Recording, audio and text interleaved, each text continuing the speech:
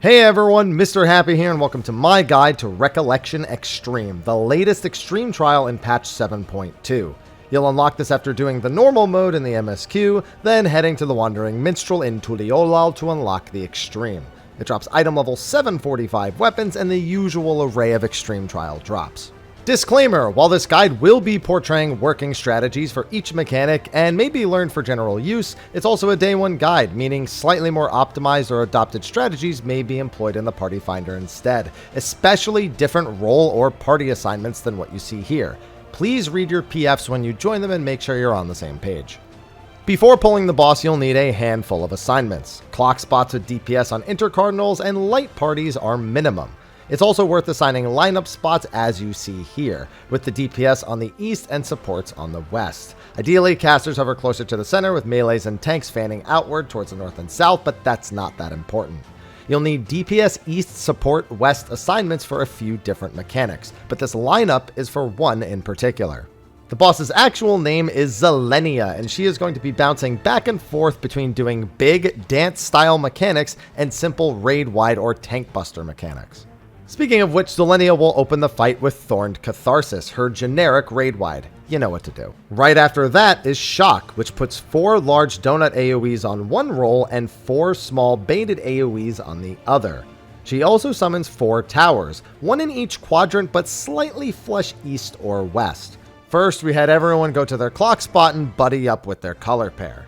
We simply sent the big AoEs into the towers and have them stand still for the entire thing, while the small AoEs drop their AoE and move out of it. These AoEs pulse at a rapid pace, so the donut players really need to make sure to stand still for the duration, and the small AoEs need to run out ASAP once it's on the ground. Also, while this shouldn't happen, if a donut AoE hits a player it's not intended for, it sucks them to the center. Not super relevant here, but may explain something you may experience later. Once these all disappear, Zelenia will begin casting Spectre of the Lost, and 2 tank tethers will spawn on the party. Tanks make sure to get 1 each and then aim them away from everyone else, also have mitigation. It helps if the party groups up southish here ASAP. After the tank busters, Zelenia begins casting Escelons Fall. This does 4 back-to-back sets of 4 cleaves, each targeting players based on the marker the boss has. If it is 3 diamonds all huddled together, then it will target the 4 nearest players. If it has 3 diamonds all spread out, it's targeting the 4 furthest players.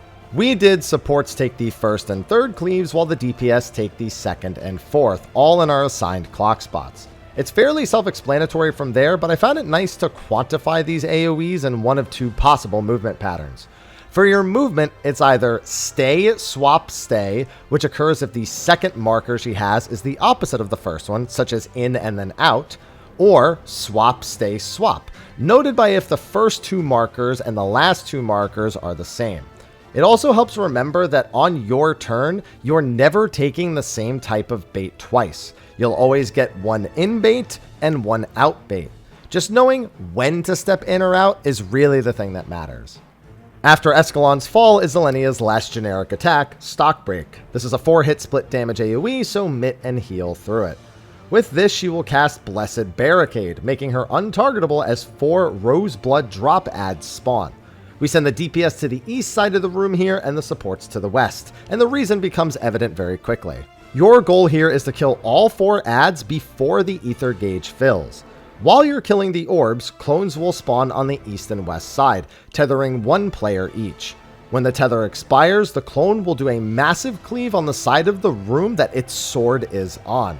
So if you're tethered, just aim her big sword towards the east or west, just towards the wall. The east clone will always target DPS, and the west clone will always target supports, so that's why our positioning is the way that it is.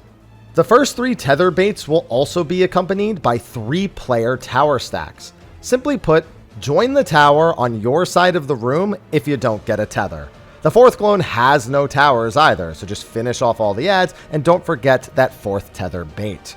Low item level groups should probably send 2s during this phase, but higher gear groups might want to save 2s for when Zelenia becomes targetable again. It also helps if the ranged help hit the support side of the room, since they will not be doing as much damage, but either way, as long as all 4 adds die, that's all that matters. With that over, mitigate Zelenia's perfumed Quietus raid wide, and you're on to the real start of the fight. The main gimmick of this phase is Roseblood Bloom, which will summon rose patterns on the floor that interact with the various AoEs you and the boss get. I found this part very difficult to see as a colorblind player, so take your time getting used to spotting the pattern differences. There is also a small bleed puddle in the dead center of the room anytime Roseblood Bloom is currently ongoing. Do not ever run through the dead center. This bleed is like 80k per tick for 5 ticks. It's just not pretty. Just stick a bit to the inside of the boss's hitbox if need be, just not all the way. Roseblood Bloom number 1 will summon a floor pattern that features a long snake-like green safe spot to look for. You'll want to use this to follow the rotating AoE that Zelenia starts casting. It moves incredibly slow, so don't try to follow too quickly. Once you reach the red end of the safe spot, everyone should just hang there while the remaining rotations go out, then immediately spread. It's safe to walk over the red when there's no AoEs going off, so you don't have to all hover in that little snake-like pattern. You can go to the other side, just make sure you're not overlapping with a player directly and that you yourself are not on a danger tile. After that is a raid wide before Roseblood Bloom number 2. This is simply a dodge everything bloom. You'll see 2 safe sections as soon as the phase begins, one with 2 safe spots along the outer ring and one with 2 safe spots along the inner ring. Which one you go to depends on the arrangement of the next AoEs, and it'll probably take a bit to get used to. The boss will begin using Thunder Slash, which will do a donut and point blank AoE combo, basically one after the other, and also 6 cleaves that come out of the boss one at a time.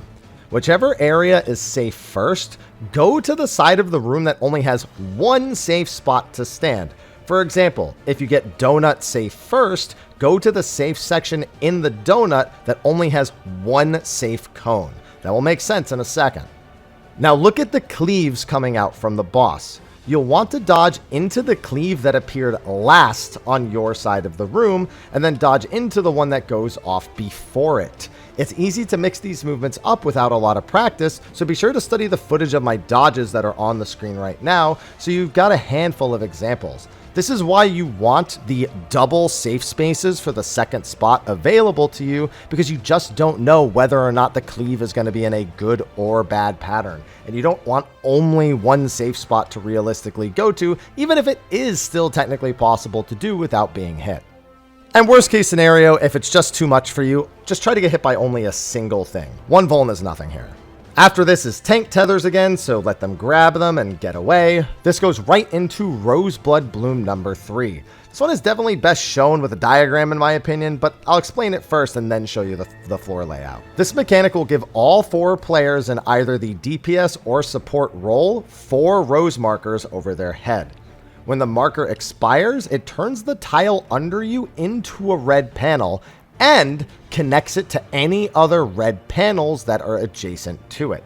This effectively extends the effect of anything that hits them, which means the towers for this mechanic actually extend into any adjacent red panels. However, if 2 towers are ever connected, they become invalid and will always blow up on the raid.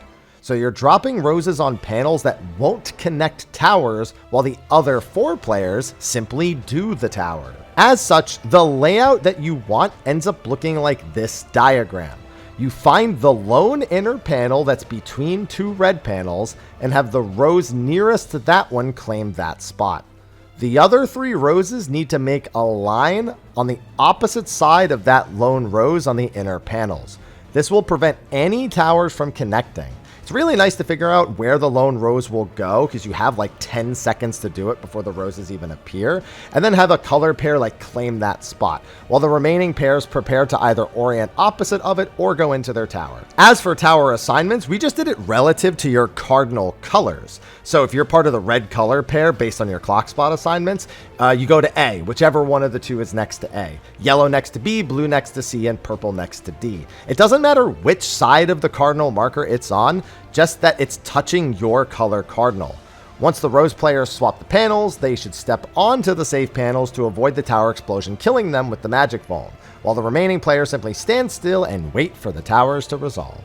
After another raid wide will be Escelons Fall number 2. Once the raid wide is done, all 4 DPS should immediately stack tightly on the east ring of the hitbox, while the supports do the same on the west. Try to aim for the little arrow on the right side of her flank between the outer and inner ring of the hitbox while she is casting her next ability. Zelenia will first cast Bud of Valor to summon a shade of Zelenia to do bonus mechanics. It was actually used during Bloom 3, but the core of that mechanic doesn't really require attention to it. This one casts Shock, marking all 4 DPS or all 4 supports with the large donut AoEs from the start of the fight. The role that gets the donut AoEs needs to stay tightly stacked, else they will obliterate each other in an instant. As these are resolving, Zelenia uses Escelons Fall. The side that didn't get donut AoEs is responsible for the first and third cleaves, while the ones who were targeted with donuts are responsible for the second and fourth.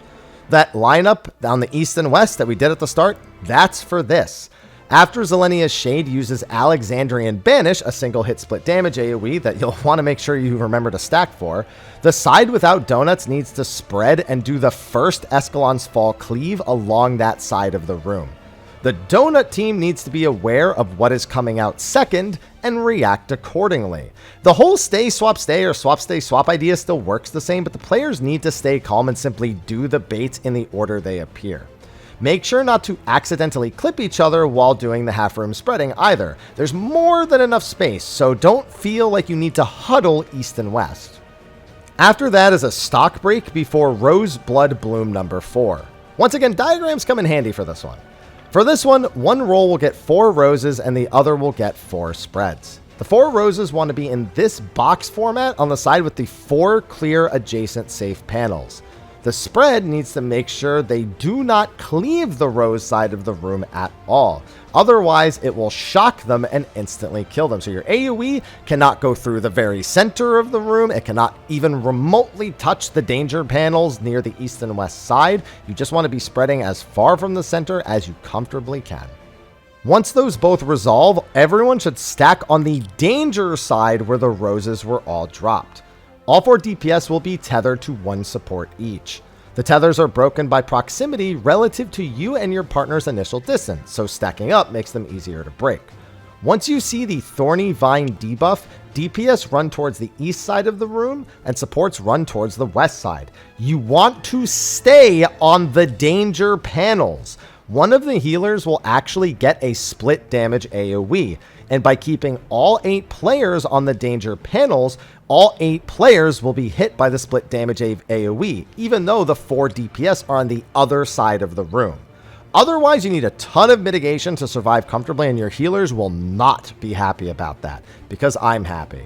After another raid wide is Escelons Fall number 3. This one will begin with Bud of Valor again, summoning a shade on the north and south side of the room. The North Shade will do a half room AoE before Escelons Fall finishes casting, about halfway through its cast bar, while the South one will do its half room AoE after all 4 set of cleaves have resolved. There isn't much to this one. Do Escelons Fall in your clock spots like you did the first one, but dodge the cleaves before and after. The timing is tight, but if you watch the cast bars and move quickly, there should be plenty of time. Dodge cleaves, supports do first and third, DPS do second and fourth, dodge second half room. I highly recommend any player that is out not go much past the boss's hitbox ring. Otherwise, dodging the second half room gets a lot tougher. Look at my positioning in the video as a solid example of what you want your approximate movement to be, regardless of where you are. Even if you're the east or west person and you happen to be out, you don't want to be really further than that distance, and you do want to just beeline to the other side. Sprint, of course, helps. After a stock break is Roseblood Bloom number 5, which is another dodge everything mechanic, though with much more visual clutter. You'll see 2 safe quadrants of the room and basically be dodging 1 set of AoEs in 1 quadrant before quickly swapping to the other. First is Valorous Ascension, which does a small raid wide and summons 2 slashes off to the side. The first set of slashes will hit 1 quadrant and the second set will hit the other, so go to the second quadrant first. Next is Thunder Slash, which works the same as Bloom number 2. Remember, whichever dodge you do first, you need to do the opposite second. So, start in the second quadrant, do the in or out, then run to the first quadrant when that goes off and dodge the opposite in or out. The only remaining thing here is the 6 cleaves from the boss. You'll want to be running into the first cleave that appears on the other side, which seems to always be clockwise of the quadrant you're starting in. So run to the opposite quadrant clockwise and do the opposite in-out mechanic you did first. It can be tight for the timing, so be sure to run a straight line there. Sprint helps, and running through the boss ring helps too. Just not through the very center. No bleeds. After you do another set of tank tethers is Roseblood Bloom number 6, the final new mechanic. This one is very simple but highly prone to mistakes. Fortunately, it's a bit cheesable. For this one, we actually sent Light Party 1 north and Light Party 2 south. Yeah, those light parties we made at the start, we don't use them all the way to here. We only even did light parties just because it made sense for position assignment, which will make more sense in a second. The PF might adopt something like tank range north, melee healer south, because you do need DPS and support on each side of the room, but it's all arbitrary. You just need to know how to do the mechanic regardless of where you're assigned. This combo will have all 4 DPS or all 4 supports be targeted by roses. We want both roses to be next to each other, flush north or south depending on which group you're in. The non-roses will instead focus on the towers that are on the north and south side of the room. One will be closer to the middle and one will be kind of on the opposite side further back, but we'll talk about that more in a second. Shortly after the rose markers appear, Zelenia will telegraph back-to-back Holy Hazard cleaves. The roses will flip panels when the second Holy Hazard AoE is being telegraphed, and the towers will resolve when the second Holy Hazard AoE is actually going off. The second set of cleaves will always cover either both the inner towers or both the outer towers. This is where understanding the extension effect of the danger zones is important. By lining up 2 roses next to each other, and both of those being next to a tower, you are effectively extending the range of the tower all the way to the second cleave's safe zone, meaning the non-rose players can get both towers without being cleaved. The 2 rose players should look at the first Holy Hazard telegraph. Whichever tower isn't being hit by the first one, you should drop your roses next to that one, because it implies that it will be hit by the second cleave and you need to extend it. This is simply taking a small step back or a small step forward decision. You never want to move left or right with your roses. Then, all players should dodge both Holy Hazard AoEs while the non-roses get the towers. With our light party setup, we had the melees or tanks prio the tower closest to the center, and the range/healer prio the further one. Fully believe that's not what the PF is going to adopt, but like I said, worked for us. Truth be told, I can't think of a single pull where this all went perfectly. So long as the towers are never connected and thus disabled, as long as the non-rose players get them, you'll be perfectly fine. So just ensure that a player fills those. Non-rose players can easily survive Holy Hazard with basic MIT. So if all of the movement or the extended AoE range of the tower is just kind of confusing to you or is hard to process, just get your tower and you're in the clear. Try to only be hit by 1 Holy Hazard if you can, but like, as long as you get the tower, then the mechanic will resolve A-okay. I expect the PF will probably tank LB3 Holy Hazard just to make sure that the tower players don't have to do any movement at all, but the non-rose players still need to get the towers. If a tower explodes, even with tank LB3, 4 people are dying. It's a little too much for even that to handle. All that's remaining for the fight is to do Roseblood Bloom number 1 again, then raid-wide, tank tethers, and 3 stock breaks back to back before the Enrage. And honestly, the Enrage sequence is pretty long, as Zelenia will change the arena to all red panels, then actually charge up her Enrage, and even when the cast bar finishes, it's still several seconds, probably 2 or 3 GCDs before it actually kills the party. So just get the patterns down, take your time, try to understand it, and you won't find this fight too intimidating. Now that's going to be a wrap for my guide to Recollection Extreme. Thank you for watching. Be sure to like and subscribe and stay tuned. We'll be having plenty of prediction videos for the Savage updates for the Arcadian normal guides, as well as stuff on the Arcadian Savage starting next week. Thank you for watching, and I will see all of you in the next one. Until then, take care.